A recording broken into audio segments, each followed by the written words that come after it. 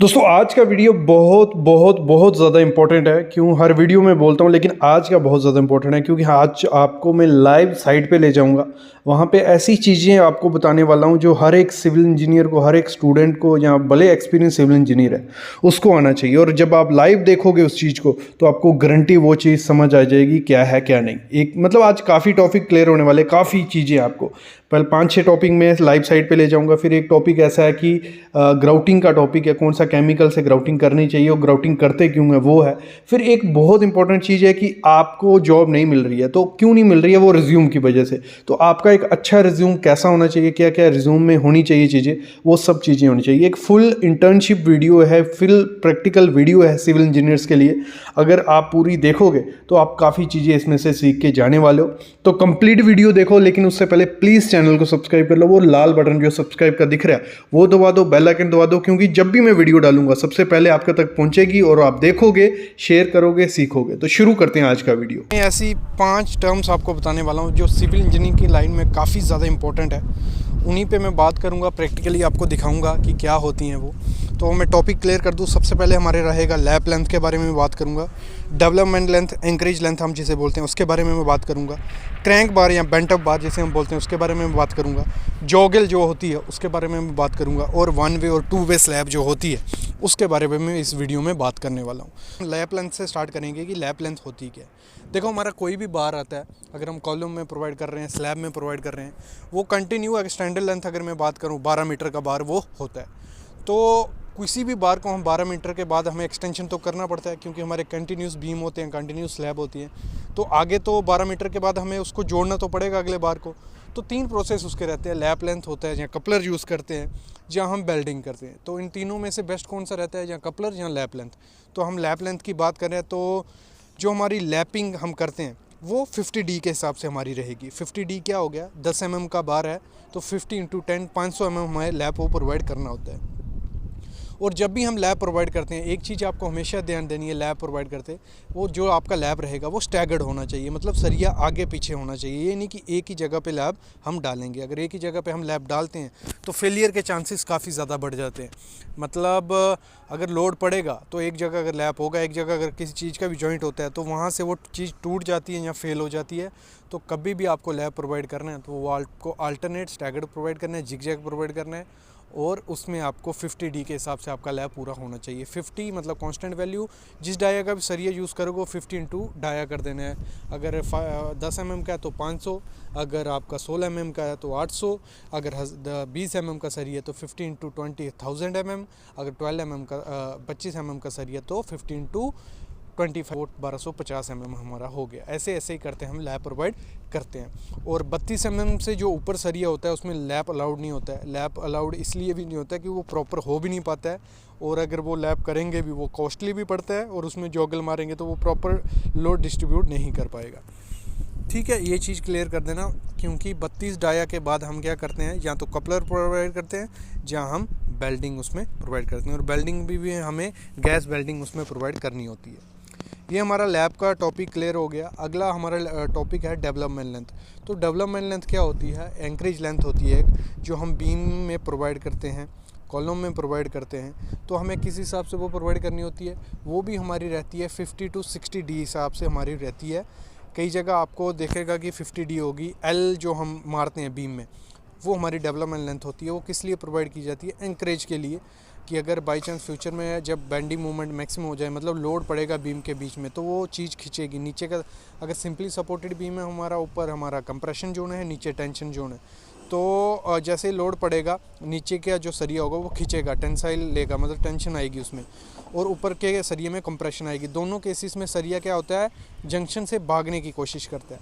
तो उसमें अगर हमने डेवलपमेंट लेंथ या एंकरेज लेंथ प्रोवाइड की होगी तो वहाँ फेलियर के चांसेस काफ़ी ज़्यादा कम हो जाते हैं। और ये हम रखते हैं 50D। तो सेम लैब की तरह होता है, 50 × 20 डाया का सरिया है तो 1000 mm हमारी एल की लेंथ होनी चाहिए। कई जगह आपको देखने को मिलेगा 50D + 10dB। तो उस केसेस में क्या होता है, 50D हो गया, 50 हमारा कांस्टेंट वैल्यू, डी हमारा हो गया डाया, प्लस 10dB हो गया 10 × डाया ऑफ बार, मतलब 100 mm हमारा बढ़ जाएगा अगर 10 mm का सरिया हम यूज़ कर रहे हैं। तो वैसे ही ये फार्मूला इसके लिए होता है। अगली जो मैं बात करने जा रहा हूँ वो है हमारा क्रैंक बार, जहाँ जिसे हम बेंट अप बार बोलते हैं, जो सामने आप देख रहे हो। तो पहले मैं बात करूँगा कि क्रैंक बार हम प्रोवाइड क्यों करते हैं। देखो, क्रैंक बार को प्रोवाइड करने का एक ही रीज़न है कि इस एरिया में शेयर फोर्स मैक्सिमम होती है, तो उसको रेजिस्ट करने के लिए हमें क्रैंक बार प्रोवाइड करना पड़ता है।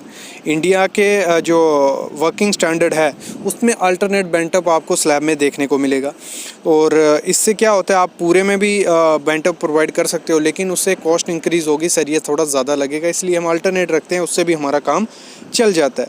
तो इसमें क्या होता है, एक तो हम शेयर फोर्स को रेजिस्ट करने के लिए बेंट अप बार प्रोवाइड करते हैं, दूसरा जो हमारा नेगेटिव बेंडिंग मोमेंट क्रिएट होता है यहाँ पे, तो उसको भी ये रेजिस्ट कर देता है। तो बेसिकली अगर आप देखो तो जो बीम की सपोर्ट्स होती हैं, जब कॉलम के इर्द गिर्द के एरिया में जब लोड पड़ेगा स्लैब पे, तो वहाँ से फेलियर के चांसेस काफ़ी ज़्यादा बढ़ जाते हैं। अगर किसी चीज़ को हम दबाते हैं तो साइड से वो उठने की कोशिश करता है, तो वही चीज़ है, उसको उठने से रोकने के लिए हम जो हमारी नेगेटिव रेनफोर्समेंट हम जिसे बोलते हैं, क्रैंक बार जो होता है हॉगिंग को रोकने के लिए, तो इसलिए हम बेंट अप बार प्रोवाइड करवाते हैं। तो इसकी जब कटिंग लेंथ निकालनी पड़ती है तो उसमें क्या करते हैं, 0.42 इंटू डी, तो ये हमें एक्स्ट्रा लेंथ उसमें जोड़नी पड़ती है अगर इसकी हमें क्रैंक लेंथ की स्लोप की लेंथ निकालनी हो। तो इसमें 0.42 इंटू डी क्या हो गया, आपकी थिकनेस हो गई स्लैब की, दोनों तरफ से कवर माइनस कर लो। 125 mm की स्लैब है, अगर 25 ऊपर से 25 नीचे से निकाल के 0.42 इंटू 75 mm करेंगे तो वो एक्स्ट्रा हो जाएगी। मतलब एक क्रैंक बार के लिए हम पकड़ के चलते हैं 40 से 50 mm एक्स्ट्रा लेंथ ऐड करते हैं हम स्टील बार की कटिंग लेंथ में। ये तीन चीज़ें आपको क्लियर होगी। चौथी चीज़ है हमारी जॉगल।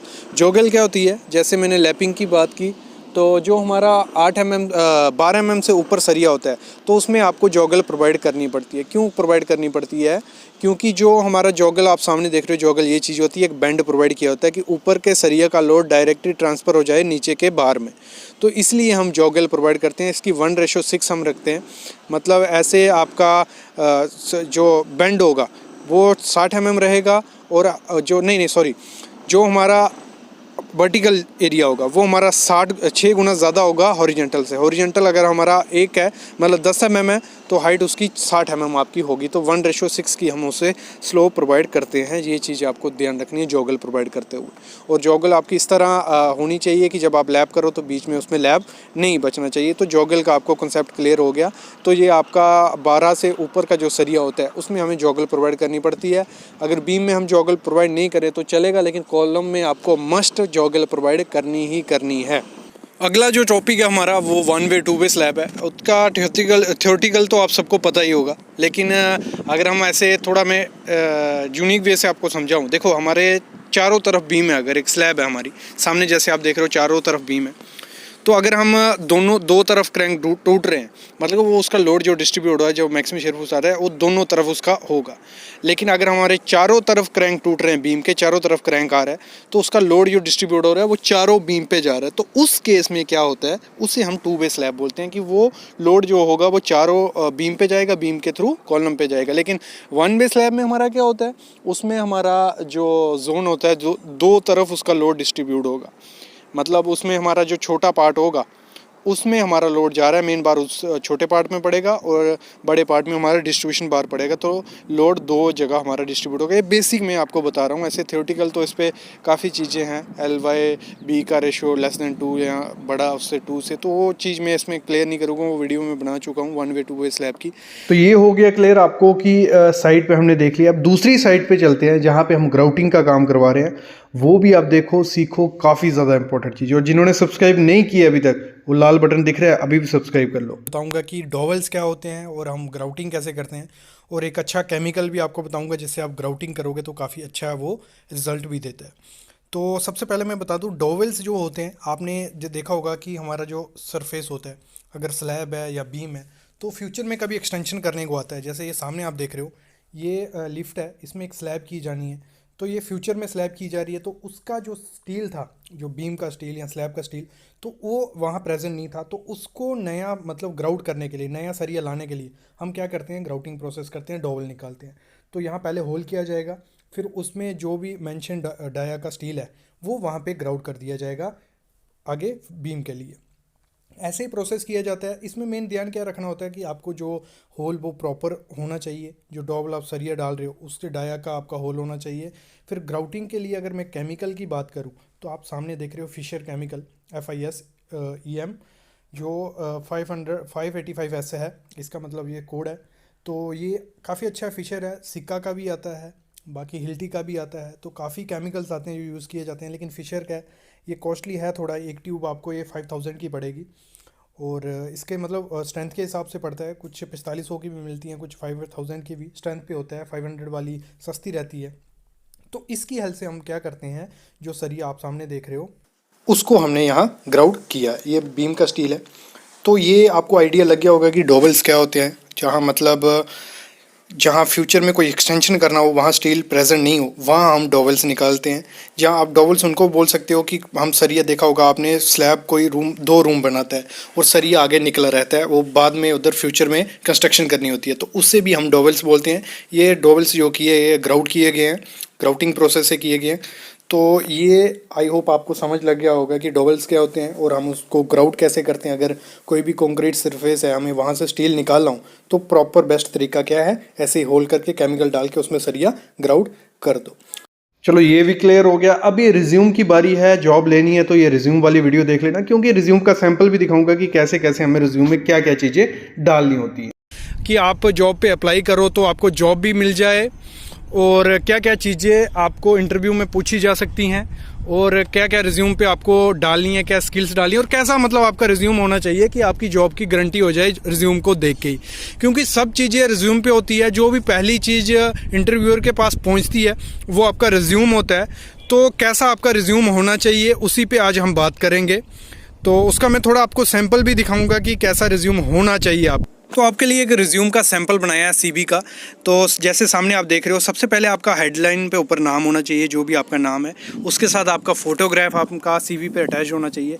फिर आपका एड्रेस, मोबाइल नंबर, ईमेल और लिंक्डइन का अकाउंट अगर आपका है तो बना लो। लिंक्डइन पे अकाउंट बनाना चाहिए, क्योंकि वहाँ पे जेन्युइन कंपनीज भी रजिस्टर्ड हैं और एक काफ़ी अच्छा प्लेटफॉर्म है जॉब्स के लिए। तो आपको लिंक्डइन पे अकाउंट होना ही होना चाहिए।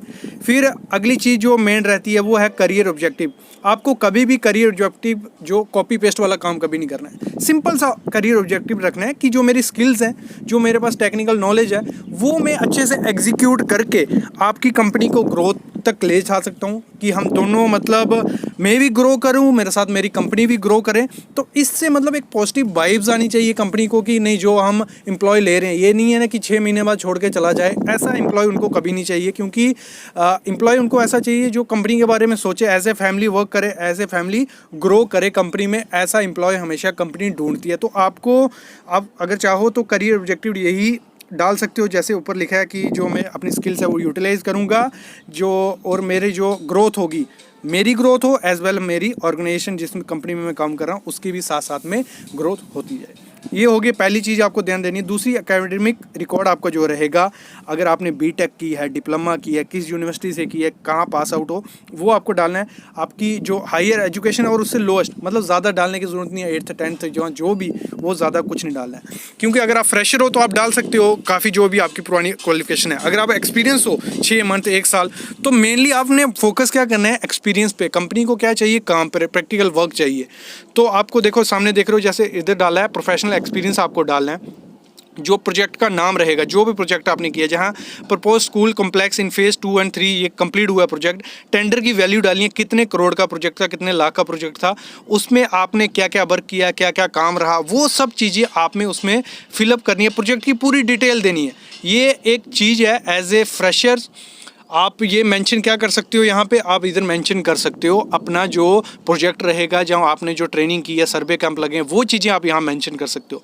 फिर अगली चीज़ जो आपको अपने रिज्यूम पे दिखानी है वो है प्रोजेक्ट हैंडल। कौन सा प्रोजेक्ट हैंडल किया है, पहले ऑर्गेनाइजेशन का नाम रहेगा आपका, ड्यूरेशन कितनी थी, डिटेल क्या थी, और उस पर रिस्पॉन्सिबिलिटीज़ क्या थी आपकी। ऑटो लेवल किया आपने, रैम वर्क किया, बिल्डिंग कंस्ट्रक्शन की, जो भी काम किया आपको अपने रिज्यूम पे दिखाना है। और कभी भी फेक या झूठ कभी रिज्यूम पे नहीं लिखना है, क्योंकि जो इंटरव्यू के क्वेश्चन पुटअप होंगे आपके रिज्यूम को देख के पुटअप होंगे, आपके एक्सपीरियंस को देख के पुटअप होंगे। तो इसलिए कभी भी फेक चीज़ कभी भी आपको रिज्यूम में नहीं डालनी है, ये मैं आपको पहले बता दूं। ठीक है। फिर आ जाते हैं हम टेक्निकल स्किल से। तो कंपनी क्या क्या मांगती है, देखो कोई भी वर्क रहेगा बिल्डिंग का, रोड का या टनल का, तो लेआउट का वर्क अगर वो आपको आना चाहिए, साइट की इंस्पेक्शन, सुपरविज़न, फिर आपको जो बिल ऑफ क्वांटिटी होती है BOQ as per schedule of rates SOR के अकॉर्डिंग वो प्लानिंग करना, आपको जो बार वेंडिंग शेड्यूल रहता है आपको खुद ऐसे मैनुअली या MX एक्सेल में आपको बनाना आना चाहिए। फिर क्वांटिटी सर्वे रहती है जो कंस्ट्रक्शन वर्क का, rate analysis, on site building material test, interior and exterior designing of building, use of auto level in levelling and contouring, आपको जो लोड कैलकुलेशन वो आपको आना चाहिए, कॉस्ट एनालिसिस आनी चाहिए CPW के अकॉर्डिंग। ये सब बेसिक स्किल्स आपको आनी चाहिए। मैंने यही कहा था कि रिज्यूम कैसा होना चाहिए और स्किल्स क्या क्या चाहिए, दोनों इसमें आपको कवर अप होंगे। यहाँ पे आपको अपनी टेक्निकल स्किल्स डालनी है। जो भी आपकी टेक्निकल स्किल्स हैं, जो आपको आता है वो आपके रिज्यूम पे शो होना चाहिए, जो आपको दिखना चाहिए। मेनली यही रहता है। रिज्यूम का काम क्या होता है, आप तो अंदर नहीं जाओगे डायरेक्ट, पहले आपका रिज्यूम जाएगा किसी भी कंपनी के पास। मेरे को काफ़ी कमेंट्स आते हैं, सर इतनी जॉब पे अप्लाई कर चुके हैं, जॉब नहीं मिल रही। क्यों मिलेगी अगर आपका रिज्यूम अच्छा नहीं होगा, उस पर डिस्प्ले नहीं होगा कि आपको आता क्या है। तो ये चीज़ें आपको डालनी है। बाकी अगर हम बात करें कंप्यूटर स्किल्स की, आजकल देखो टेक्नोलॉजी बढ़ चुकी है, कंप्यूटर पर सब आ गया। ड्राइंग भी आपको AutoCAD की 2D 3D ड्राइंग्स आनी चाहिए। सॉफ्टवेयर की बात करूँ तो ETAB, स्टैड प्रो, रिविट, ये चीज़ें, ETAB, MS office, MX excel, ये सॉफ्टवेयर्स आपको आनी चाहिए। अगर आपके रिज्यूम पे ये चीज़ें दिखती हैं तो जो इंटरव्यूअर होगा या कंपनी होगी वो आपको सोचेगी कि नहीं इसको नई चीज़ें आती हैं तो इसको हायर हम कर सकते हैं। नेक्स्ट जो रिस्पॉन्सिबिलिटीज़ होती हैं, देखो रिस्पॉन्सिबिलिटीज़ की क्या बात करें, जो आपने पुराना वर्क किया होगा, अगर आप फ्रेशर हो तो आपको जो चीज़ का नॉलेज होगा कि आप पे रिस्पॉन्सिबिलिटी बिल्डिंग कंस्ट्रक्शन के लिए अप्लाई करने जा रहे हो, तो उसकी रिस्पॉन्सिबिलिटीज़ लिखो कि मैं इस चीज़ को करवा सकता हूँ अच्छे से, इस चीज़ को अच्छे से टैकल कर सकता हूँ, एग्जीक्यूट करवा सकता हूँ, वो चीज़ रिज्यूम पे मेंशन करो, जैसे जो भी आपको नॉलेज है।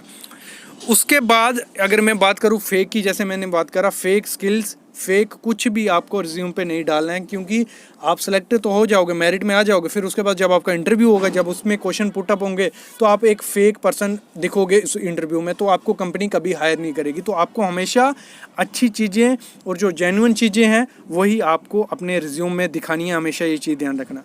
नेक्स्ट आपको अपनी पर्सनल प्रोफाइल डाल देनी है, अपना फादर नेम, फादर का क्या है, मतलब फादर क्या करते हैं, ये बेसिक चीज़ें आपको, लैंग्वेज क्या आती है, मार्शियल स्टेटस आपका, मैरिड और अनमैरिड और date of birth, correspondence address आपको डाल देना है। ये बेसिक चीज़ें आपको उसमें फिलअप कर देनी होती हैं।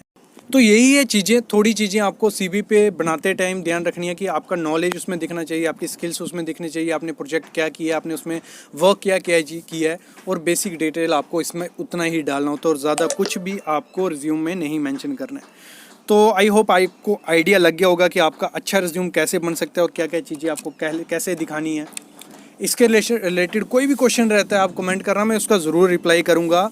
और चैनल को सब्सक्राइब कर लो, प्राइवेट जॉब के भी लिंक मिलेंगे, गवर्नमेंट जॉब के भी लिंक मिलेंगे। हमारी ऑफिशियल वेबसाइट जो civilsitevisit.com है, वहाँ पे जाओ, वहाँ पे आपको IS कोड मिलेंगे फ्री में, इंटरव्यू के क्वेश्चन मिलेंगे, 2000+ इंटरव्यू क्वेश्चन है, वो तैयार करो, देखो उसमें जाके आइए। और स्पेसिफिकेशंस भी हैं जो आपको बिल्डिंग वर्क में काम आएंगी, CPWD की भी हैं।